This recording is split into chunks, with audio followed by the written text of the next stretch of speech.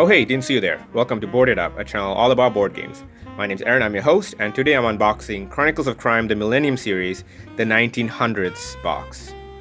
It's a game designed by David Cicurel and Wojciech Grajkowski, and published by Lucky Duck Games. Now, this game was recently funded on Kickstarter and just got released. I've already done an unboxing of the 1400s box, which comes before the 1900s in the series, and then I will be doing an unboxing of the 2400s as well, and the Chronicles of Time expansion, which came with the Kickstarter as well. So stay tuned for those, and if you haven't checked out my unboxing of the 1400s video, I'll link it in the description below, so please check that out and let me know what you think. Alright, back to the 1900s, and as I mentioned in my 1400s video, this comes in a series from 1400s all the way into the future, into the 2400s. Future as of today, unless you're watching after the 2400s. Anyways, so if you played the Chronicles of Crime, the original game, it is the new one is very similar. It has the same main mechanics with a few extra features that we'll talk about. Essentially, you're solving crimes, in this case in the 1900s, by talking to different people, going to different locations, and you're solving a mystery. It's very cooperative, and it also uses an app that has a QR code scanner, and you're scanning QR codes on pictures and cards with pictures with faces with QR codes on it, and also locations. Basically everything in this box has a QR code, and if you want to interact with it, you scan it, and that's how you talk to them, or that's how you investigate. So the app is essential. If you have a VR headset or a VR clip-on piece that is an additional buy that is part of this series, it helps, but it's not necessary. When I played the original one, I didn't actually have it, but for this one I did end up buying it, and I'll talk about it in a later video. So without further ado, let's open it up. Let's see what's inside. Now, as of today, this is December 2020, even though the box is released, it just came in, the app and the story and all the technical mechanics are not completed, so this game is not playable right now. The 1700s episode is playable. It will come in retail as well for the Christmas season. So even if you missed out on the Kickstarter, you can still buy it on retail when it comes out, and you can play it. This, however, will not come playable yet. It will be available in retail in the year 2021, and by that time the app will be ready for it to be played.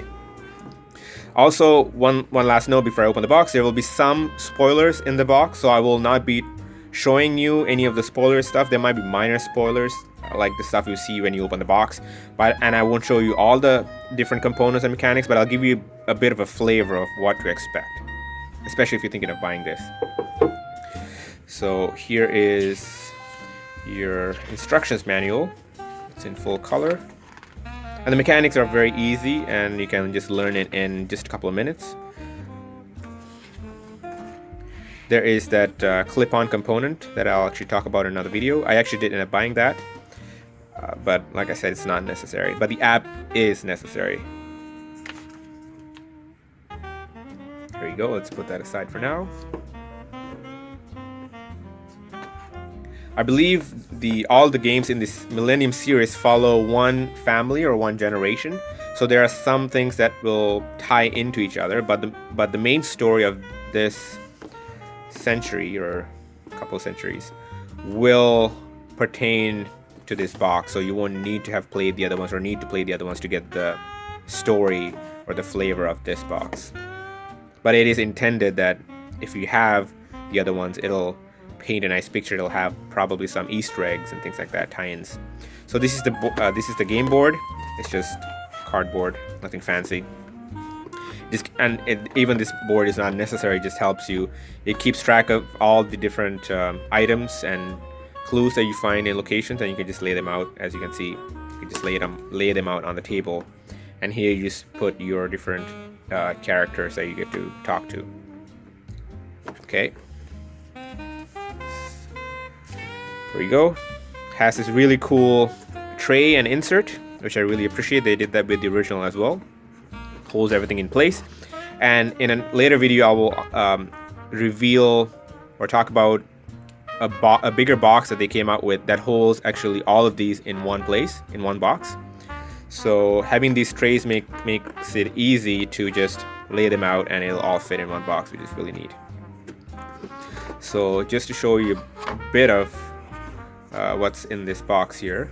There you go. It says stop, don't look. Don't worry, I will not be showing you what's in there. There.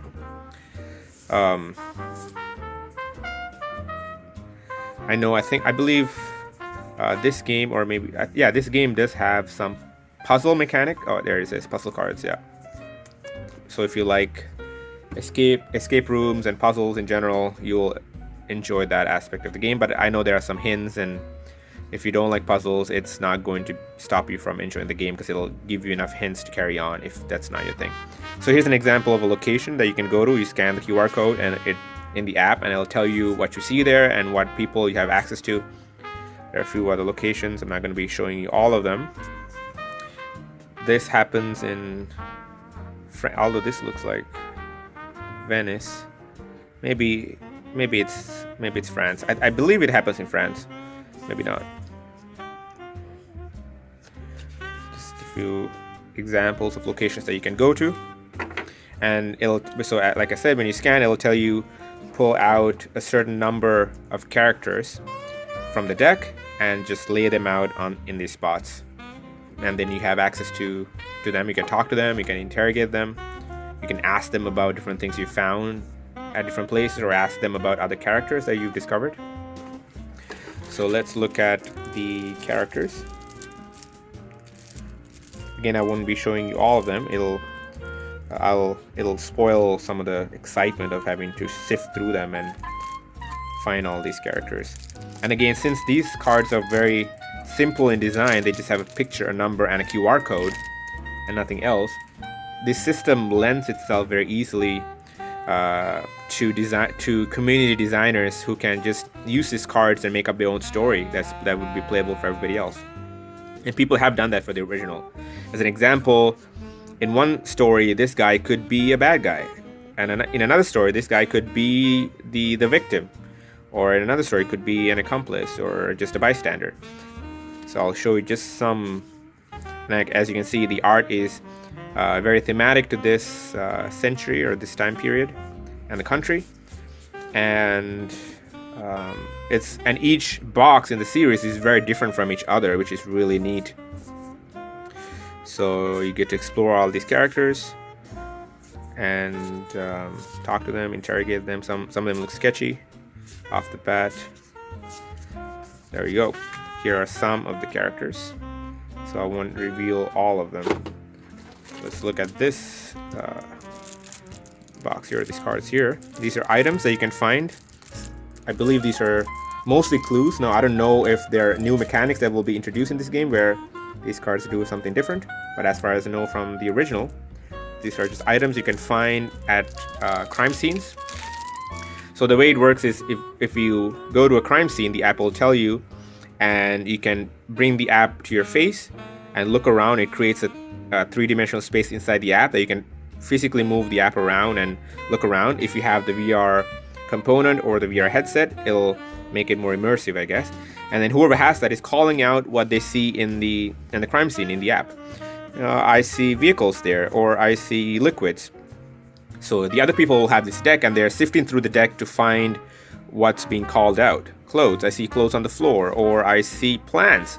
And some of these could be clues to the scene, to the crime scene. And afterwards, after you picked everything out, you scan the QR codes, and the app will tell you if the stuff that you picked out are relevant or not. So here are just some things that you could find in these locations. Tools, games, and toys. A lot of them are pretty standard, although there's some stuff here that are case specific, I guess, and I won't be showing you those. All right, so the components themselves are very simple, like I said, but the magic is in how they play off of each other and how the app fits everything into a cohesive game. So that's Chronicles of Crime, the 1900s edition, 1900s box. So if you like this, please let me know in the comments below if you've played the original, or if you've played the 1400s, or if you look forward to getting this or waiting for it, or if you funded it on Kickstarter and you're waiting for it to arrive. Let me know if you're excited, and keep in mind that I will be unboxing the 2400s, and I will link that, as well as the Chronicles of Crime, which is an expansion to this set. I'll be unboxing that as well. And if you haven't checked it out already, I have already unboxed the 1400s, which comes before the 1900s in this arc. I'll link it in the description, so please check that out as well. And I really appreciate your support, so please like, comment, and subscribe. And if you like anything board game related, unboxing videos like this, reviews and rules, explanations, even playthroughs and gameplays, let me know what games, if you'd like to see a gameplay of this, maybe just one. I know it has different chapters probably in this one game, so I could show you the initial chapter without spoiling much. If you'd like to see that, let me know. And check out my other videos in my channel. Thanks again for watching, and until next time, see ya.